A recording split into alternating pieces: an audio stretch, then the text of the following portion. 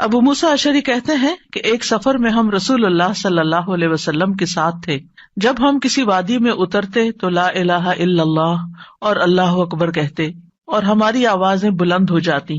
تو نبی صلی اللہ علیہ وسلم نے فرمایا، اے لوگو اپنی جانوں پر رحم کرو، کیونکہ تم کسی بہرے یا غائب کو نہیں پکار رہے، وہ تو تمہارے ساتھ ہی ہے، بے شک وہ سننے والا اور تم سے بہت قریب ہے. اس کا نام برکتوں والا ہے اور اس کی عظمت بہت ہی بڑی ہے. تو اللہ سبحانہ وتعالی قریب ہے، اس کو ہم چاہیں تو دل ہی دل میں پکاریں، سرگوشیوں کے انداز میں پکاریں یا اونچی آواز میں پکاریں، وہ ہر حال میں سنتا ہے، اور جب وہ سنتا ہے تو جواب بھی دیتا ہے اور ہماری دعائیں قبول بھی کرتا ہے. اس لیے ہمیں اس کو قریب محسوس کر کے اس سے دعائیں کرتے رہنا چاہیے. تو وہ دعا کی قبولیت کے اعتبار سے قریب ہے، دعا کو سننے کے لحاظ سے قریب ہے، اپنے علم کے اعتبار سے سب لوگوں کے قریب ہے، اور خاص طور پر عبادت کرنے والوں اور پکارنے والوں کے قریب ہے. یعنی اس کا قرب دو طرح کا ہے، ایک عام قرب ہے جو سب کے لیے ہے، اور ایک خاص قرب ہے جو اس کے خاص بندوں کے لیے ہے. اور وہ خاص بندے جو عبادت گزار ہیں، جو اس کا ذکر کرتے ہیں، جو اس کے شکر کرنے والے ہیں. تو اللہ سبحانہ تعالیٰ ان کی دعاؤں کو قبول کرتا ہے، ان کی مدد کرتا ہے اور انہیں نیک کاموں کی توفیق عطا کرتا ہے. یہاں پر آپ دیکھ رہے ہیں کہ فَإِنِّي قریب کہہ کے بندے اور رب کے درمیان کوئی فاصلہ نہیں رکھا گیا اس اعتبار سے کہ کوئی اور واسطہ ہو. یہاں اللہ سبحانہ تعالیٰ نے جواب کو قل یا فقل کہہ کے نہیں فرمایا، جیسا کہ دوسری آیات میں آتا ہے. جتنے بھی سوال صحابہ کرام نے رسول اللہ صلی اللہ علیہ وسلم سے کیے تو ان کے جواب میں اللہ تعالیٰ نے فرمایا قل، آپ انہیں بتا دیجئے. لیکن یہاں پر قل بھی نہیں آیا، ڈائریکٹ فَإِنِّي قریب، اذا سألک عبادی انی فإنی قریب، یعنی بیچ میں کوئی واسطہ نہیں لایا گیا. تو اس سے یہ پتا چلتا ہے کہ ہمارے اور ہمارے رب کے بیچ میں کسی اور واسطے اور کسی اور وسیلے کی ضرورت نہیں. اور جب اللہ تعالیٰ نے یا عبادی کہہ دیا تو اس میں سارے بندے شامل ہو جاتے ہیں، چاہے وہ نیک ہوں یا بد ہوں، بڑے ہوں یا چھوٹے ہوں، گناہگار ہوں یا بہت پرہیزگار ہوں، کوئی بھی ہو، جو بھی اپنے رب کو پکارتا ہے رب اس کی پکار کو سنتا ہے اور وہ قریب ہے. لہٰذا جب ہمارا رب قریب ہے اور مجیب ہے، جیسا کہ آپ جانتے ہیں پروگرام کا نام بھی قریب مجیب اسی لیے رکھا گیا کہ ہمارا اگر اپنے رب سے تعارف ہو جاتا ہے، ہم اپنے رب کو پہچان جاتے ہیں کہ ہم کس کو پکار رہے ہیں اور وہ کہاں ہے، تو جتنا جتنا ہمارا یہ یقین ہوگا کہ وہ ہمارے قریب ہے اور وہ سنتا ہے اور جواب دیتا ہے، اتنی ہی زیادہ محبت اور توجہ کے ساتھ، اخلاص کے ساتھ ہم دعا کریں گے انشاءاللہ. اور پھر آپ دیکھیے کہ اللہ تعالیٰ ہماری دعاؤں کو ضائع نہیں کرتا. اجیب دعوت الداعی اذا دعانی، مطلب یہ ہے کہ جو بھی مجھ سے مانگتا ہے وہ کچھ پا کے ہی لوٹتا ہے، وہ نامراد نہیں ہوتا. جیسے زکریا علیہ السلام نے کہا تھا کہ وَلَمْ أَكُنْ بِدُعَائِكَ رَبِّ شَقِيًّا، کہ اے رب تجھے پکار کر تو میں کبھی بدبخت ہوا ہی نہیں، کبھی مایوس ہوا ہی نہیں، کبھی محروم ہوا ہی نہیں. جب بھی تجھے پکارا تجھ سے کچھ پا ہی لیا. تو اس لیے ہر دعا کرنے والے کو یہ یقین ہونا چاہیے کہ ہماری دعا ضرور سنی جائے گی، کیونکہ شیطان انسان کے دل میں یہ وسوسہ ڈالتا ہے کہ تمہاری دعا قبول نہیں ہوگی. نہیں بھائی، ہر ایک کی دعا قبول ہوتی ہے اگر وہ صحیح معنوں میں اپنے رب کو پکارتا ہے، وہ دعاؤں کو سنتا ہے اور جواب بھی دیتا ہے. ضرورت اس بات کی ہے کہ ہم اپنے دل کو حاضر کر کے اللہ سے مانگیں، اخلاص کے ساتھ مانگیں، اور قبولیت کے جو اوقات ہیں یا جو علامات ہیں ان کو سامنے رکھتے ہوئے مانگیں. اور پھر ساتھ یہ بھی کہا گیا فَلْيَسْتَجِيبُوا لِي وَلْيُؤْمِنُوا بِي لَعَلَّهُمْ يَرْشُدُونَ، کہ انہیں چاہیے کہ وہ بھی میری بات مانیں. یعنی اگر یہ چاہتے ہیں کہ میں ان کی دعائیں قبول کروں تو پھر انہیں بھی چاہیے جب میں انہیں پکارتا ہوں، ایک تو یہ ہے نا کہ ہم اللہ تعالیٰ کو پکارتے ہیں، اور ایک اللہ تعالیٰ بھی ہمیں پکارتے ہیں. یعنی اللہ سبحانہ تعالیٰ کب پکارتے؟ ہر اذان میں پکار آتی ہے، حی علی الصلاۃ حی علی الفلاح.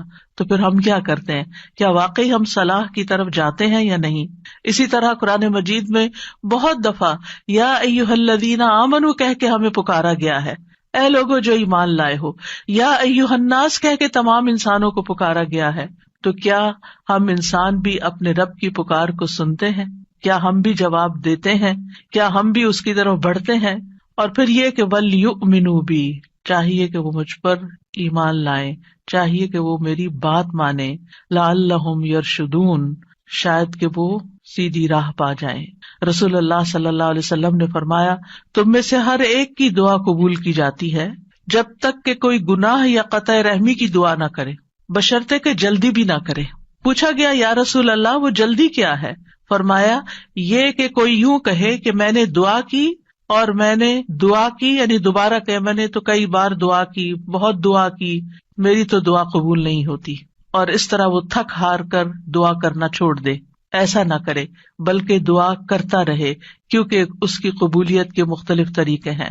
تو اللہ سبحانہ تعالیٰ ہم سے قریب ہے۔ ایک اور آیت میں آتا ہے سورۃ ہود کی، وَإِلَىٰ ثَمُودَ أَخَاهُمْ صَالِحًا قَالَ يَا قَوْمِ اعْبُدُوا اللَّهَ مَا لَكُم مِّنْ إِلَٰهٍ غَيْرُهُ هُوَ أَنشَأَكُم مِّنَ الْأَرْضِ وَاسْتَعْمَرَكُمْ فِيهَا فَاسْتَغْفِرُوهُ ثُمَّ تُوبُوا إِلَيْهِ إِنَّ رَبِّي قَرِيبٌ مُّجِيبٌ۔ اور سمود کی طرف ان کے بھائی صالح کو بھیجا، اس نے کہا، اے میری قوم، اللہ کی عبادت کرو، اس کے سوا تمہارا کوئی معبود نہیں، اسی نے تمہیں زمین سے پیدا کیا اور تمہیں اس میں آباد کیا، سو اس سے بخشش مانگو، پھر اس کی طرف پلٹ آؤ، یقیناً میرا رب قریب ہے، قبول کرنے والا ہے۔ ان ربی قریب مجیب۔ یہاں قوم سمود کی بات کی جا رہی ہے۔ یہ لوگ مدائن کے علاقے میں رہتے تھے جو تبوک اور مدینہ منورہ کے درمیان واقع تھا۔ صالح علیہ السلام نے اپنی قوم کو ایک طرف اللہ سبحانہ تعالیٰ کی عبادت کی دعوت دی، توحید کی دعوت دی کہ صرف وہی تمہارا معبود ہے جس نے تمہیں پیدا کیا، جس نے تمہیں زمین میں آباد کیا، لہٰذا تم شرک سے اجتناب کرو، صرف اللہ کی طرف رجوع کرو۔ کیوں؟ اس لیے کہ وہ بہت قریب ہے، اپنے بندوں کی دعائیں سنتا ہے۔ تو آپ دیکھیے، جو آپ کے قریب ہو اور جو آپ کی بات بھی سنتا ہو، تو کیا آپ نہیں چاہیں گے کہ آپ اس کے قریب ہوں؟ یہاں پر آپ دیکھیے کہ دعا کرنے سے پہلے دو چیزوں کی بات ہے، استغفار اور توبہ کی، کہ اس سے استغفار کرو اور توبہ کرو تو تمہاری دعائیں قبول ہوں گی۔ توبہ کا مطلب یہ ہے کہ گناہوں سے کنارہ کشی اختیار کرو اور اس بات کا پکا وعدہ کرو کہ آئندہ گناہ نہیں کرو گے، اور استغفار کا مطلب ہوتا ہے بخشش طلب کرنا کہ اللہ ہمیں معاف کر دے، ہمارے گناہوں پہ پردہ ڈال دے۔ اور توبہ اور استغفار دونوں ہم معنی بھی ہیں۔ امام ابن قیم کہتے ہیں استغفار میں توبہ شامل ہے اور توبہ میں استغفار شامل ہے، اور جب ان کو الگ الگ بولا جاتا ہے تو پھر اس کا معنی الگ الگ بھی ہوتا ہے، اور اگر یہ دونوں اکٹھے آئیں، یعنی ایک دوسرے کے ساتھ مل کر آئیں، تو استغفار کا مطلب یہ ہوتا ہے کہ زندگی میں جو ہم کر چکے ہیں غلط کام، برائیاں، اللہ تعالی ہمیں ان کے شر سے محفوظ رکھے۔ اور توبہ کا مطلب یہ ہے کہ ہم آئندہ گناہ میں پڑنے کے شر سے آپ کی مدد چاہتے ہیں، حفاظت چاہتے ہیں۔ اور توبہ اس پختہ ارادہ کو بھی کہتے ہیں کہ دوبارہ گناہ نہیں کریں گے، آئندہ یہ نہیں کریں گے۔ تو ان ربی قریب مجیب، میرا رب یقیناً قریب ہے، مجیب ہے۔ اور یہاں قریب قرب سے شفقت اور اکرام کے معنوں میں، یعنی رب بہت شفیق اور مہربان ہے، بہت کریم ہے۔ اور اس کا اپوزٹ ہوتا ہے بعید، دور، اور بہت کا لفظ سختی کے لیے بولا جاتا ہے کہ وہ جو شفیق نہ ہو، سخت ہو، کرخت ہو، اور پھر یہ کہ کچھ نہ دے۔ تو ایسا نہیں ہے ہمارا رب۔ ہمارا رب قریب ہے، مہربان ہے، اور اس کے ساتھ ساتھ یہ کہ وہ اپنے بندوں کا اکرام کرتا ہے اور انہیں سیدھے رستے پر چلاتا ہے، ان کی رہنمائی کرتا ہے، ان کی ضروریات پوری کرتا ہے، ان کی حفاظت کرتا ہے، ان کو مدد دیتا ہے، ان کی مشکلات دور کرتا ہے۔ لہٰذا ہمیں اپنے رب کو قریب پاتے ہوئے، اور قربت کا ایک احساس ہوتا ہے۔ قریب ہونے کا مطلب یہ نہیں کہ اللہ سبحانہ تعالیٰ کسی نعوذ باللہ فزیکل فارم میں ہمارے ساتھ بیٹھے ہوئے ہیں یا ہمارے دل میں بیٹھے ہوئے ہیں، یہ مطلب نہیں ہے قریب کا۔ قربت ایک احساس کا نام ہے۔ آپ نے دیکھا ہوگا بہت سے لوگ دور ہوتے ہوئے آپ کے دل کے قریب ہوتے ہیں، اور کئی لوگ آپ کے ساتھ رہتے ہوئے، آپ کے ساتھ بیٹھے ہوئے، آپ کے ساتھ زندگی گزارتے ہوئے بھی آپ سے دور ہوتے ہیں۔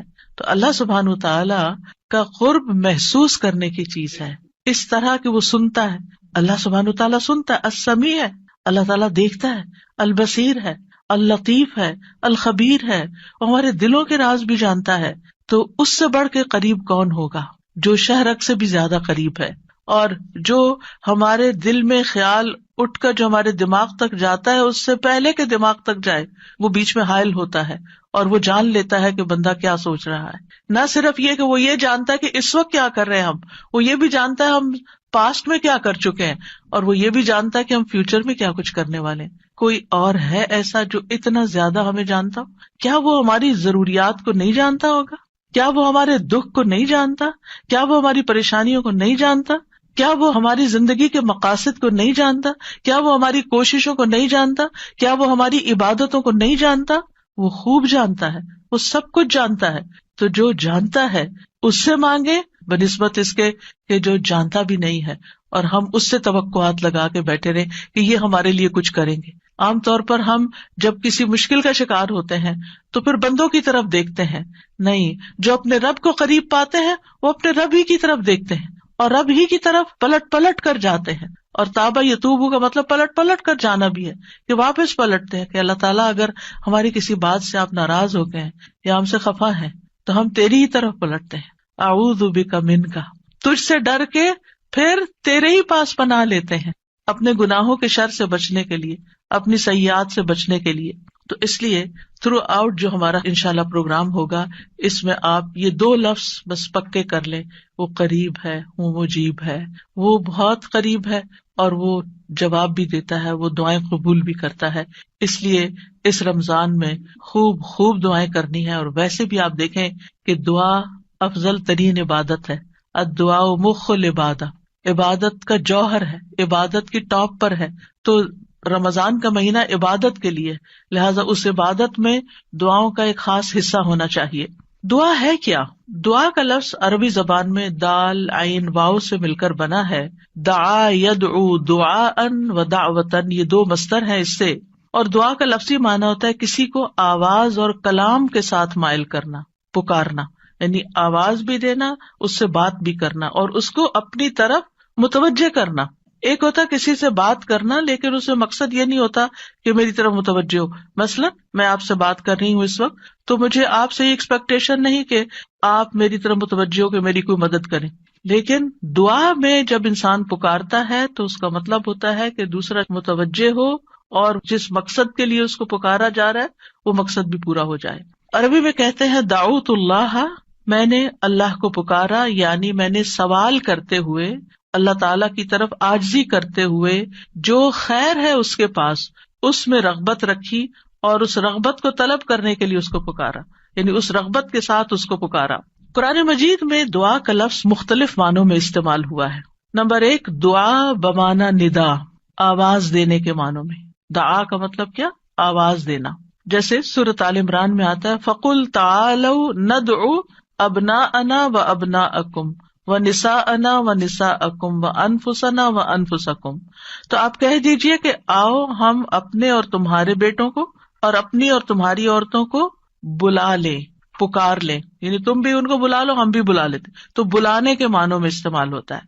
تو عربی زبان میں دعا اور ندا یہ 2 لفظ مترادف بھی ہیں، ایک دوسرے سے ملتے جلتے ہیں، سینونیمز ہیں، ایک جگہ پر اکٹھے بھی استعمال ہوئے ہیں. الا دعاء و نداء، کہ پکار اور آواز کے سوا کچھ نہیں سنتا. پھر اسی طرح دعا بمعنی طلب کرنا، کسی چیز کی ڈیمانڈ کرنا. قرآن مجید میں آتا ہے وَلَا تَزِرُ وَازِرَةٌ وِزْرَ أُخْرَى وَإِن تَدْعُ مُثْقَلَةٌ إِلَىٰ حِمْلِهَا لَا يُحْمَلْ مِنْهُ شَيْءٌ وَلَوْ كَانَ ذَا قُرْبَىٰ. اور کوئی بھی بوجھ اٹھانے والا کسی دوسرے کے گناہوں کا بوجھ نہ اٹھائے گا. یہ کب کی بات ہے؟ قیامت کے دن. اور کوئی بوجھ سے لدا ہوا شخص اپنا بوجھ اٹھانے کے لیے کسی کو بلائے گا، اس کو پکارے گا، وَإِن تَدْعُ، تو وہ اس میں سے کچھ بھی نہیں اٹھا سکے گا، کوئی مدد نہیں کرے گا قیامت کے دن، اگرچہ وہ قریبی رشتے دار ہی کیوں نہ ہو. تو کسی کو مدد کے لیے بلانا، آؤ میرا سامان اٹھاؤ، میرا بوجھ اٹھاؤ، اس کے لیے بھی لفظ دعا جس میں ایک طلب پائی جاتی ہے استعمال ہوتا ہے. اسی طرح دعا کا لفظ بمعنی قول، بات کے بھی استعمال ہوتا ہے. قرآن مجید میں آتا ہے فما کان دعواہم اذ جاءہم بأسنا الا ان قالوا انا كنا ظالمین. جب ان کے پاس ہمارا عذاب آیا تو ان کا قول اس کے سوا کچھ نہ تھا کہ وہ کہنے لگے بے شک ہم ہی ظالم تھے. تو یہاں پر قول یا بات کے معنوں میں آیا ہے. پھر اسی طرح دعا کا لفظ عبادت کے معنوں میں بھی آتا ہے. سورۃ کہف میں نوجوانوں کا جو قصہ آتا ہے جس میں وہ اب ایمان کو بچانے کے لیے غار کی طرف جا رہے تھے تو اللہ تعالیٰ نے ان کے بارے میں فرمایا وَرَبَطْنَا عَلَىٰ قُلُوبِهِمْ إِذْ قَامُوا فَقَالُوا رَبُّنَا رَبُّ السَّمَاوَاتِ وَالْأَرْضِ لَن نَّدْعُوَ مِن دُونِهِ إِلَٰهًا لَقَدْ قُلْنَا إِذًا شَطَطًا. اور ہم نے ان کے دلوں کو مضبوط کر دیا جب وہ اٹھ کھڑے ہوئے تو کہنے لگے ہمارا رب تو آسمانوں اور زمین کا رب ہے، ہم ہرگز اس کے سوا کسی الہ کو نہیں پکاریں گے، یعنی اس کی عبادت نہیں کریں گے، اور اگر ہم ایسا کریں تو یقیناً ہم نے ناانصافی کی بات کی. تو دعا بمعنی عبادت. پھر اسی طرح پانچواں معنی قرآن مجید میں دعا بمعنی فریاد کرنا، طلب کرنا، فریاد کرنا. اور اس میں وَإِن كُنتُمْ فِي رَيْبٍ مِّمَّا نَزَّلْنَا عَلَىٰ عَبْدِنَا فَأْتُوا بِسُورَةٍ مِّن مِّثْلِهِ وَادْعُوا شُهَدَاءَكُمْ. اگر تمہیں اس قرآن میں شک ہے جو ہم نے اپنے بندے پر نازل فرمایا تو اسی طرح کی ایک سورت تم بھی بنا لاؤ اور اللہ کے سوا اپنے گواہوں مددگاروں کو بھی بلا لو. فریاد کرو کہ وہ آئے اور تمہاری مدد کریں، یعنی مدد کے لیے پکارنا، یہ معنی ہے. پھر اسی طرح دعا بمعنی کسی چیز کی ترغیب دینا، یعنی کسی چیز کی طرف دعوت دینا. نوح علیہ السلام نے اپنی قوم کو پکارا تھا، قال رب انی دعوت قومی لیلا ونہارا. اس نے کہا ہے میرے رب، بے شک میں نے اپنی قوم کو رات اور دن پکارا، ان کو دعوت دیتا رہا دین کی طرف، اپنے رب کی طرف. اور اس میں معنی عبادت کا بھی ہے کہ اللہ کی عبادت کرو تو عبادت کی دعوت میں ان کو دیتا رہا. پھر اسی طرح دعا بمعنی منسوب کرنا، نسبت دینا. ادعوہم لآبائہم، ان بچوں کو ان کے حقیقی باپوں کی نسبت سے پکارو. یعنی ادعوہم کا مطلب ہے کہ ان کو اپنے باپوں کی طرف ہی منسوب کرو، جن کے وہ بچے ہیں باپ کا نام نہیں بدلو. اور آٹھواں معنی ہے سوال کرنا، دعا بمعنی سوال. جیسے بنی اسرائیل نے موسیٰ علیہ السلام سے کہا قالوا ادع لنا ربک یبین لنا ما ہی، انہوں نے کہا تم اپنے رب سے ہمارے لیے دعا کرو. تو یہ جو دعا ہے یہ بمعنی سوال ہے، یعنی مانگو کہ وہ ہمارے لیے بیان کر دے کہ وہ گائے کس طرح کی ہو. تو قرآن مجید میں یہ دعا کا لفظ مختلف معنوں میں استعمال ہوا ہے، لیکن دعا کا عمومی شرعی معنی کیا ہے؟ اللہ کی بارگاہ میں عاجزی کے ساتھ سوال کرنا اور اللہ کے پاس جو خیر ہے اس میں راغب ہونا، رغبت رکھنا. اللہ کی بارگاہ میں اللہ کے حضور عاجزی کے ساتھ سوال کرنا، چیخ چلا کے نہیں بلکہ بہت ہمبل طریقے سے. اور جو خیر اللہ کے پاس ہے اس میں رغبت رکھنا، اس کا شوق رکھنا. طیبی کہتے ہیں اس سے مراد ہے اللہ کی بارگاہ میں انتہا درجے کی عاجزی، انکساری اور محتاجگی ظاہر کرنا. جیسے موسیٰ علیہ السلام نے دعا کیا کی تھی، رب انی لما انزلت الی من خیر فقیر. اپنے فقر، اپنی محتاجی، اپنی ضرورت کا اظہار کیا تھا، انی لما انزلت الی من خیر فقیر. امام ابن قیم کہتے ہیں اس سے مراد ہے ایسی چیز کو طلب کرنا جو دعا کرنے والے کو فائدہ دے، یعنی فائدے کی چیز حاصل کرنے کے لیے سوال کرنا، اور ایسی چیز کو دور کرنے کے لیے طلب رکھنا جو اس کو نقصان دیتی ہو. تو پھر دو طرح سے دعا کرتا ہے انسان، کچھ فائدے کی چیزیں مانگتا ہے اور کچھ نقصان والی چیزوں کو دور کرنے کے لیے اللہ سے درخواست کرتا ہے. ہماری شریعت میں دعا کی دو بڑی اقسام ہیں، ایک ہے دعائے عبادت اور ایک ہے دعائے مسئلہ. دعائے عبادت کیا ہے؟ اس سے مراد ہے کہ انسان اللہ سے ثواب کی امید رکھتے ہوئے، اس کے عذاب سے ڈرتے ہوئے اس کی عبادت کرے، اس میں سوال نہیں ہے.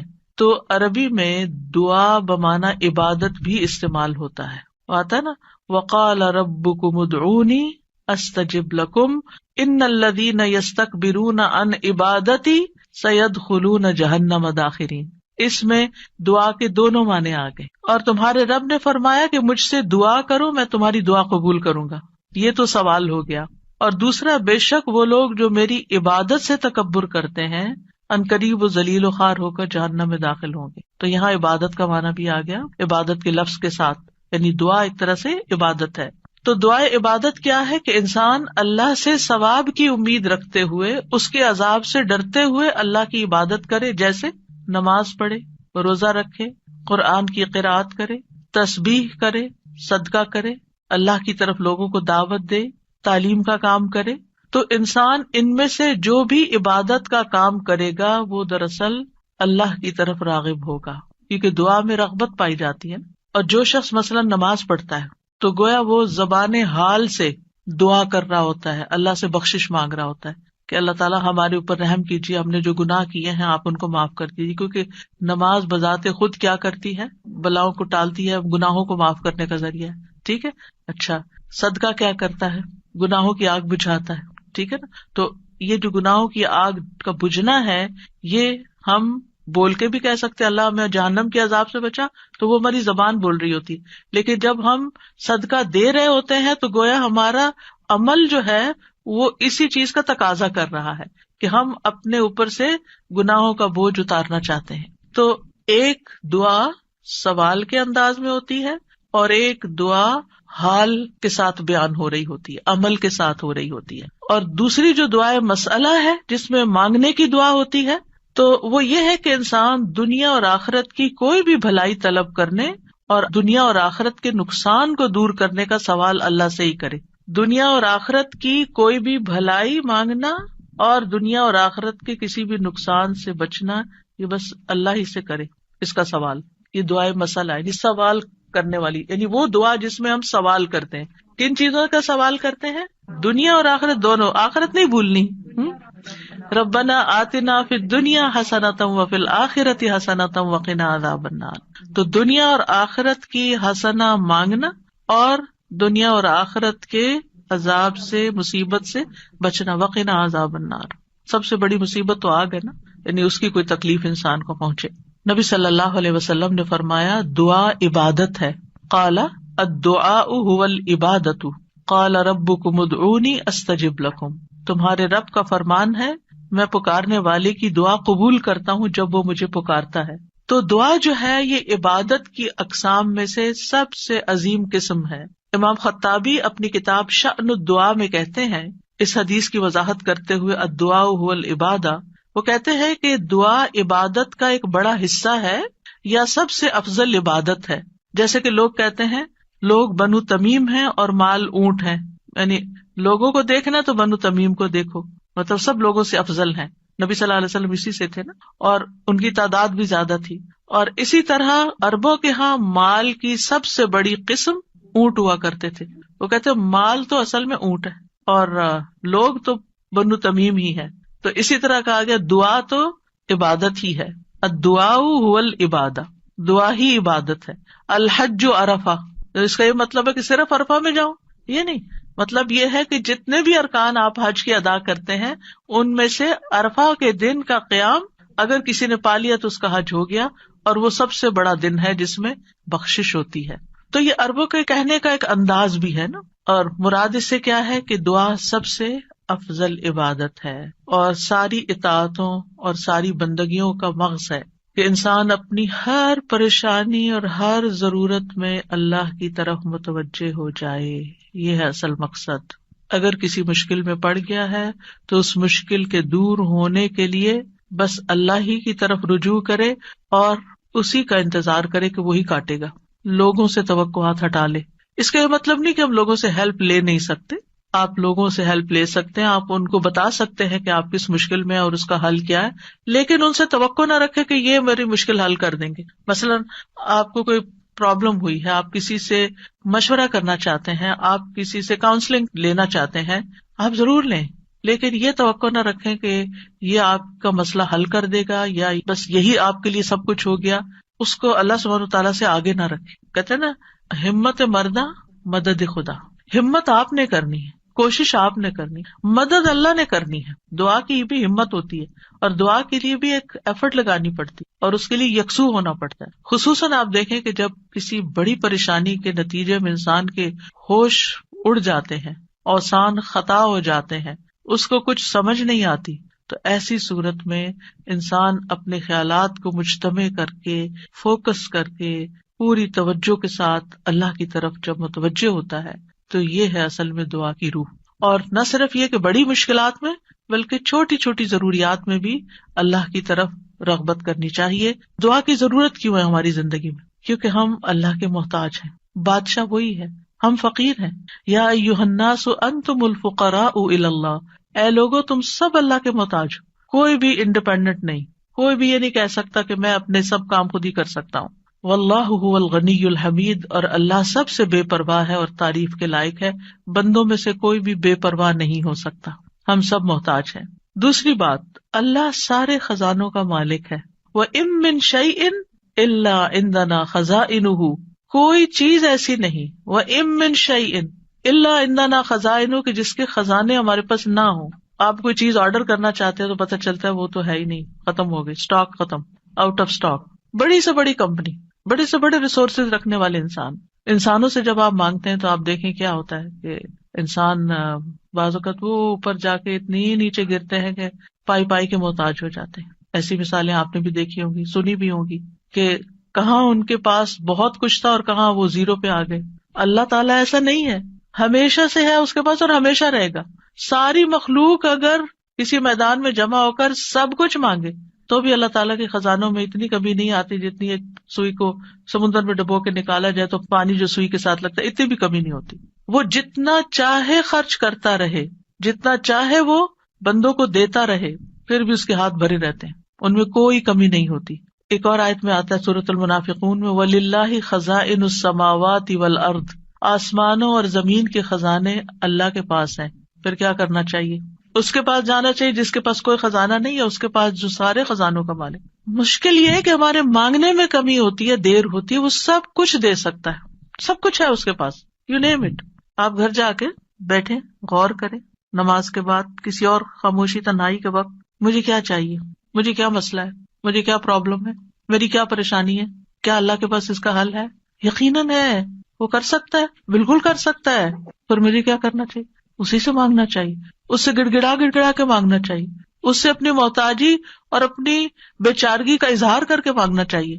امن یجیب المضطر اذا دعاہ ویکشف السوء، اللہ تعالیٰ آپ سے پوچھتے ہیں کون ہے جو بے قرار کی، مضطر، بے قرار، بے چین انسان کی بات سنتا، اس کو جواب دیتا. امن یجیب المضطر اذا دعاہ، جب بھی وہ اس کو پکارتا ہے.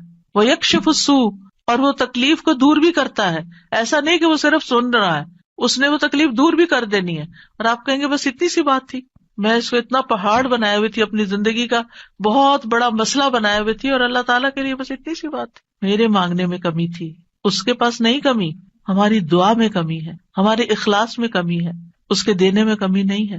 اس طرح پکارا کرے نا کہ اللہ تعالیٰ آپ تو دے کر کسی کمی کا شکار نہیں ہوتے، لیکن میری کمی پوری ہو جائے گی. پھر آپ دیکھیں ہر بھلائی دینے اور ہر تکلیف دور کرنے پہ قادر ہے. سورۃ الانعام میں آتا ہے وَإِن يَمْسَسْكَ اللَّهُ بِضُرٍّ فَلَا كَاشِفَ لَهُ إِلَّا هُوَ وَإِن يَمْسَسْكَ بِخَيْرٍ فَهُوَ عَلَى كُلِّ شَيْءٍ قَدِيرٌ. اگر اللہ تجھے کوئی تکلیف پہنچائے تو اس کے سوا کوئی دور کرنے والا نہیں، اور اگر وہ تجھے کوئی بھلائی پہنچائے تو وہ ہر چیز پر پوری طرح قادر ہے. وہ سب کچھ کر سکتا ہے، وہ قادر ہے. نہ آپ کی کوئی خیر اور بھلائی کو لے جا سکتا ہے، کیونکہ عام طور پہ ہم وہم کا شکار رہتے ہیں کہ اگر میری اس نعمت کا کسی کو پتہ چل گیا تو پھر کیا ہوگا، شاید وہ نظر ہی لگ جائے اور نعمت چھین ہی جائے.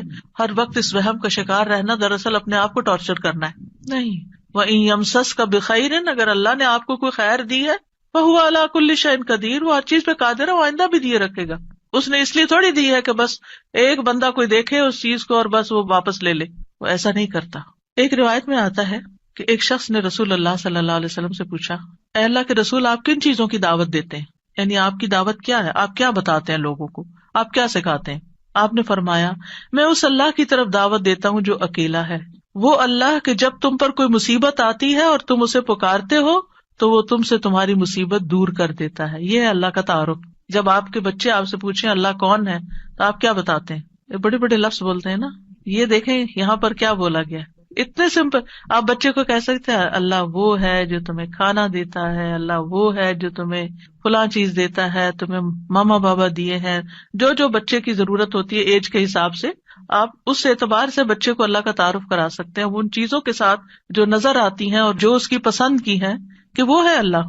پھر آپ نے فرمایا کون ہے اللہ کہ جب تم کسی بیابان اور جنگل میں راستہ بھول جاؤ اور تم اس سے دعا کرو تو وہ تمہیں واپس پہنچا دیتا ہے.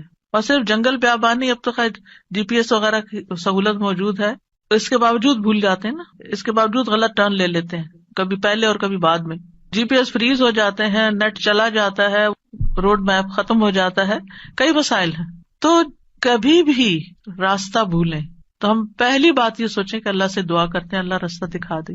راستہ بھولنے پر مجھے کبھی ٹینشن نہیں, میں ہمیشہ سوچتی ہوں اللہ پہنچا دے گا, ہو جائے گا, کوئی مسئلہ نہیں. اللہ کے تو علم ہے نا.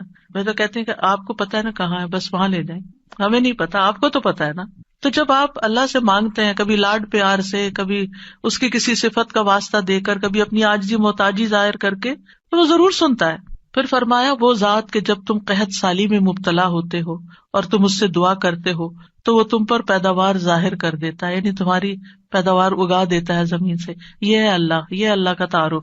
پھر آپ دیکھیے کہ ہم کیوں اللہ سے مانگے, کیونکہ زمین و آسمان کی ساری مخلوق اللہ ہی سے مانگتی ہے, تو ہم کیوں نہ مانگے.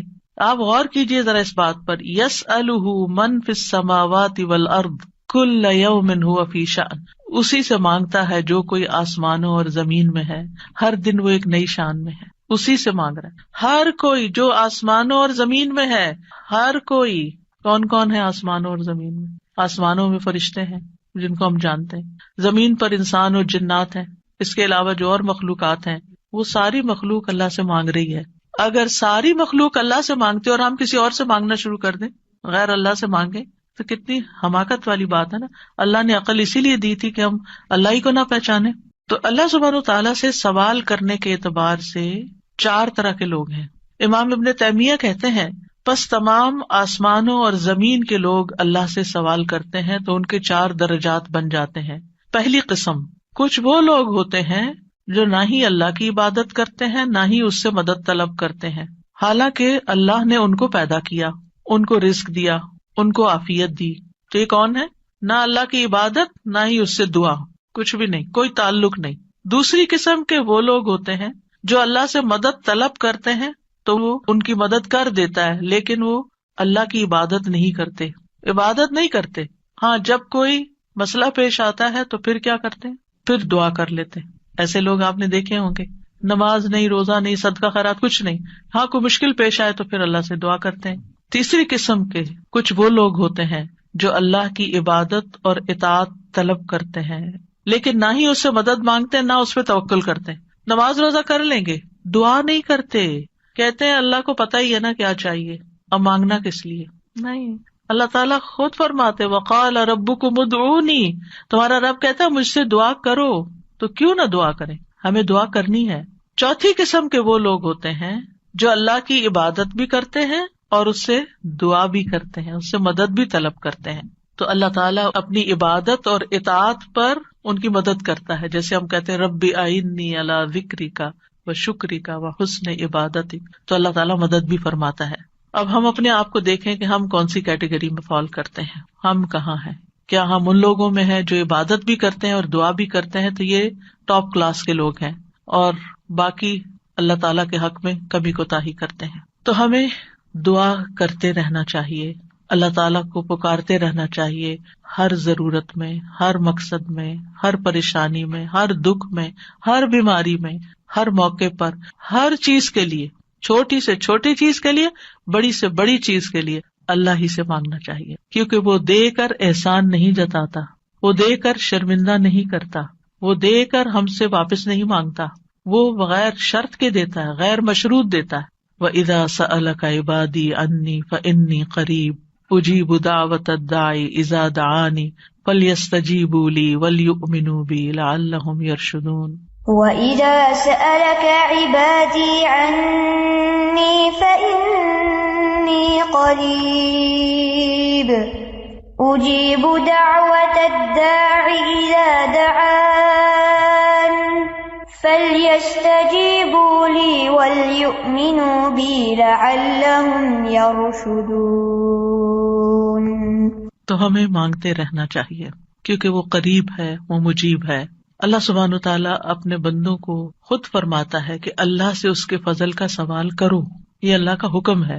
سورۃ النساء میں آتا ہے وَاسْأَلُوا اللَّهَ مِن فَضْلِهِ, اور اللہ سے اس کے فضل کو مانگو کہ اللہ اپنا فضل فرما. فضل کیا ہوتا ہے؟ جو ہم ڈیزرو نہیں کرتے, نہ اپنی عبادت کی وجہ سے, نہ کسی محنت کی وجہ سے, نہ کسی قابلیت کی وجہ سے, نہ کسی ہنر کی وجہ سے. ہم ڈیزرو نہیں کرتے, لیکن آپ دے سکتے. ہم پھر بھی آپ سے مانگتے ہیں, چاہے ہم اس قابل نہیں, لیکن پھر بھی آپ سے مانگتے, آپ ہمیں عطا کیجیے. اور اللہ تعالیٰ کو یہ بات پسند ہے کہ بندے اس سے مانگیں. کیونکہ بندے کو جب کسی چیز کی ضرورت ہوتی ہے نا اور وہ اس کو اللہ تعالیٰ سے مانگتا ہے تو وہ اللہ تعالیٰ کے ساتھ کنیکٹ ہو جاتا ہے، اللہ تعالیٰ کو یاد کرتا ہے، اس کے سامنے اپنی حالت کا اظہار کرتا ہے، اپنا دکھ، اپنا شکوہ، اپنا غم، اپنا رنج، اپنی پریشانی اس کو سناتا ہے، جو سن کر آگے نشر نہیں کرتا۔ جب ہم بندوں کے سامنے اپنی کسی پریشانی کا ذکر کر دیتے ہیں تو بعض اوقات کیا کرتے ہیں، وہ آگے بیان کر دیتے ہیں اور یوں آپ کے راز کھل جاتے ہیں، آپ کا مرتبہ اور مقام لوگوں کی نگاہ میں گر جاتا ہے، کچھ لوگ آپ سے حسد کرنے لگتے ہیں، کچھ لوگ آپ کی تکلیف پہ خوش ہوتے ہیں۔ تو اس لیے ہمیں اللہ سبحانہ تعالیٰ کے سامنے ہی اپنے رنج اور دکھ کی فریاد رکھنی چاہیے۔ اللہ تعالیٰ اپنے بندوں کو ہر چیز کو اسی سے مانگنے کا حکم دیتا ہے۔ اب ہر چیز میں کیا ہے؟ صحیح مسلم کی روایت ہے، ابو ذر غفاری رضی اللہ عنہ کہتے ہیں کہ نبی صلی اللہ علیہ وسلم اپنے رب تبارک و تعالیٰ سے روایت کرتے ہیں کہ بے شک اللہ تعالیٰ فرماتا ہے، اے میرے بندو تم سب گمراہ ہو سوائے اس کے جسے میں ہدایت دوں، پس تم مجھ سے ہدایت مانگو میں تمہیں ہدایت دوں گا۔ نمبر 1 دعا کیا ہونی چاہیے؟ ہدایت کی۔ دن کی ہر رکعت میں ہم اہدنا الصراط المستقیم مانگتے ہیں، ہر کام میں ہمیں گائیڈنس چاہیے، ہمیں کلیرٹی چاہیے، چاہے دین کا کام ہو چاہے دنیا کا کام، ہر چیز میں ہمیں صحیح راستہ، صحیح اسٹریٹجیز اختیار کرنے کی ضرورت ہوتی ہے، تب وہ کام ہو پاتا ہے، اور اس طرح ساری کنفیوژن بھی دور ہو جاتی، ساری پریشانی بھی دور ہو جاتی کہ میں نے اللہ سے دعا کر لی، اللہ تعالیٰ آپ مجھے صحیح طریقہ بتا دے، مجھے اس کام کو کیسے لے کے چلنا ہے۔ تو ہر موڑ پر، ہر کام میں ہمیں ہدایت کی ضرورت ہوتی ہے، تو اہدنا الصراط المستقیم۔ پھر فرمایا، اے میرے بندو تم سب بھوکے ہو سوائے اس کے جسے میں کھلاؤں، تو تم مجھ سے کھانا مانگو میں تمہیں کھانا کھلاؤں گا۔ سبحان اللہ، سب سے بڑی ضرورت ہدایت کے بعد انسان کی کیا ہے؟ کھانا، جو اس کو دن میں کئی بار کھانا پڑتا ہے، اور انسان سب سے زیادہ پریشان بھی اس کے لیے ہوتا ہے، اور مال کا سب سے بڑا حصہ بھی اسی پہ خرچ ہوتا ہے۔ یعنی دن میں اگر آپ دیکھیں تو آپ ہر روز اپنا لباس نہیں خریدتے، ہر روز آپ اپنی ٹوائلٹریز نہیں خریدتے، ہر روز اپنی اور چیزیں نہیں خریدتے، برتن نہیں خریدتے، کٹلری، جیولری، یہ سب روز تھوڑی خریدا جاتا ہے، لیکن کھانا تو ڈیلی چاہیے، کھانا تو ڈیلی کنزیوم کرنا ہے، تو اس سے مانگو، اور خاص طور پر اگر کچھ خاص کھانے کو دل چاہتا ہے وہ بھی اس سے مانگو۔ نیوٹریشیس چاہیے، ہولسم چاہیے، صحت مند چاہیے، کیونکہ ساری بیماریاں ہی کھانے سے پیدا ہوتی ہیں۔ یعنی کھانا مانگو، صرف یہ نہیں کہ ہے نہیں، بلکہ اچھا کھانا مانگو تو اللہ تعالیٰ کھلائے گا۔ اے میرے بندو تم سب برہنہ ہو سوائے اس کے جسے میں لباس پہناؤں، تو تم مجھ سے لباس مانگو میں تمہیں لباس پہناؤں گا۔ بعض اوقات انسان کو کوئی خاص چیز پہننے کو دل چاہتا ہے، مانگے اللہ سے، اللہ دے گا۔ اے میرے بندو